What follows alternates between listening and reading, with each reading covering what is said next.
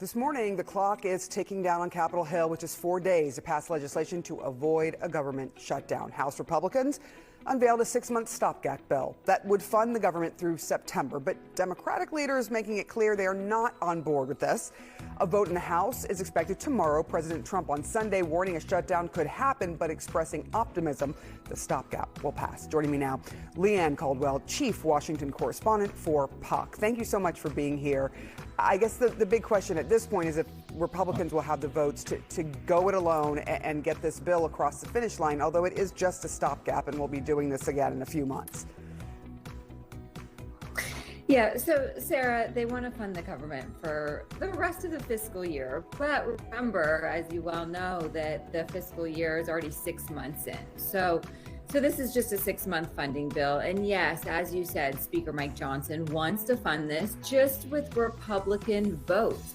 And that is very unheard of because usually Republicans need Democrats to fund the government. There's a large block of Republicans who refuse to vote for government funding bills, especially when it's these stopgap measures.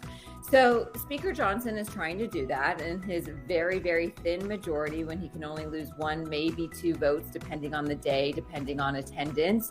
But he is leaning very heavily into Donald Trump to do that. Donald Trump had some of the most anti-government conservatives to the White House last week to implore them to vote for this. Donald Trump has been posting on social media to encourage all Republicans, even those Republicans who don't vote for government funding, to back this. And his reason, he says, is that they need the lights on in order for DOJ to continue to cutting government or to continue to cutting the federal government. I'm also told by sources close to the White House that Donald Trump thinks that if the government does shut down, then it's a major distraction from all the things that he is doing, that he wants the attention on. But this is a huge governance test for Speaker Johnson and Donald Trump this week. If they can wrangle every single Republican, it is a big test to see if that will go forward. You wrote a piece about the crisis, and the Democrats, it is their first big chance to sort of push back on Donald Trump's agenda. What are you learning that their plan is? Yeah, so in typical Democrat fashion, they've really been struggling with this. Democrats are good governance types of members, and they believe in the government. The federal government, as we all know, is quite chaotic right now with these DOJ cuts. And so they've been struggling with if they should provide votes for Republicans to keep the government open, because it will just create more chaos, furloughs, uncertainty for federal workers who they're trying to protect. But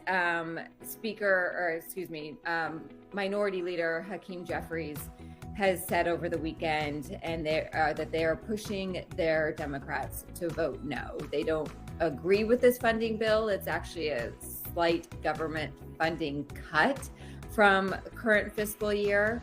And they think that this is something that they just can't get on board with.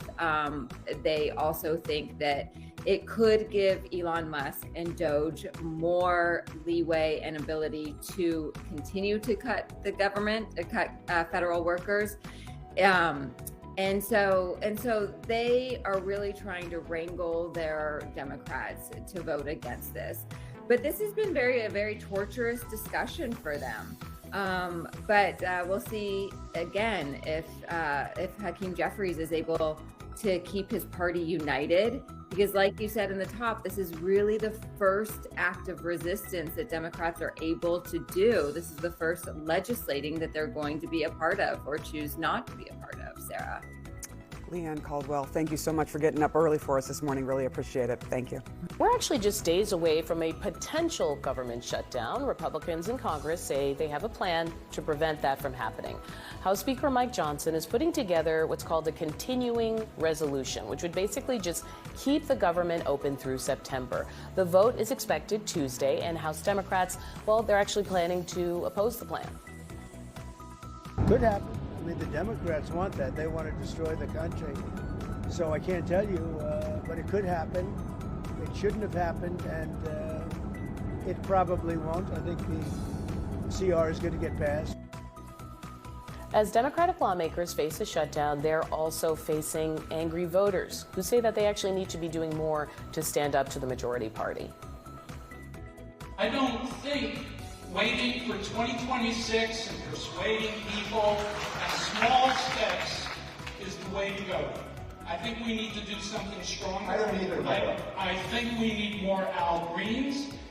I need for you to represent how angry we are and our concerns. Joining me now to talk about all this, Congresswoman Hillary Scholten of Michigan. Congresswoman, thank you so much for being here. I want to tackle just what we heard from a constituent because I think it gets at an overall divide. You have Democrats for some Democrats in Washington, like Senator Fetterman saying, this is chaos, I'll never vote for chaos. To burn the village down in order to save it is pretty, he said that's one of our core responsibilities is to keep the government running. And then you have a constituent that says, get up and fight. Yeah. You know, it is chaos, but it's chaos of Republicans' creation. I think it's so important for the American people to understand and realize we did not have to be here. These funding deadlines have been set for years. We know they're coming. But there have been so many past government shutdown fights. What lessons have Democrats learned from that? Well, I mean, we are planning to oppose this CR. The American people want us to fight, and they're going to see us fight. We are using the tools of democracy to defend our democracy. We just need 3 courageous, patriotic Republicans to join us and prevent this disastrous continuing resolution. Because, I mean, Audie, if you have seen what is in this thing, it is so harmful to the American people. You know, cutting Medicaid, cutting Medicare, threatening Social Security, cutting veterans' benefits, you know, while handing out tax breaks to, you know, their billionaire buddies, and, you know, Elon Musk is getting, you know, brand new contracts every week. This is not the budget that the American people want, so we'll be opposing it. Very immediately this week, the government is facing a deadline for a government shutdown. Just on Saturday, the House Speaker unveiled a stopgap measure in order to keep the government funded through the rest of the fiscal year.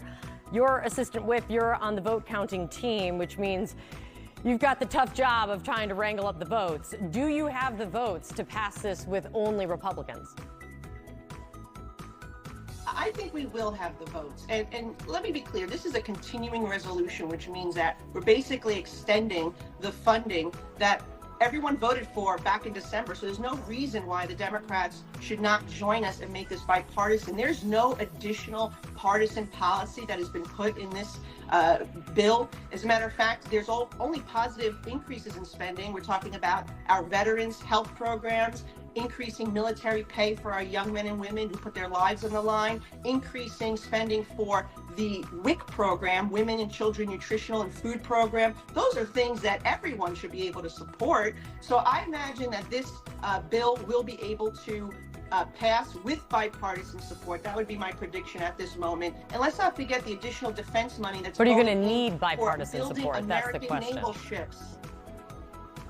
I don't know. Well, we'll need bipartisan support in the Senate for sure, because you need 7 Democrat votes. It has to pass with 60 votes in the Senate. So it will have to pass with bipartisan support. And if it doesn't, then the Democrats, quite frankly, own this shutdown. But if you voted for it in December, there's no reason why you should not vote for it today. It is what they voted for under Joe Biden with minor changes. And some of those I've explained to you. The shipbuilding that is incredibly important for America. We are so behind China when it comes to our naval ships and submarines. That is a must. And all those other programs for veterans and women and children. Why would anybody vote against it? Huge week when it comes to this. Let us see. You got a big job ahead of you this week. Congresswoman, thank you very much for coming in. Appreciate your time.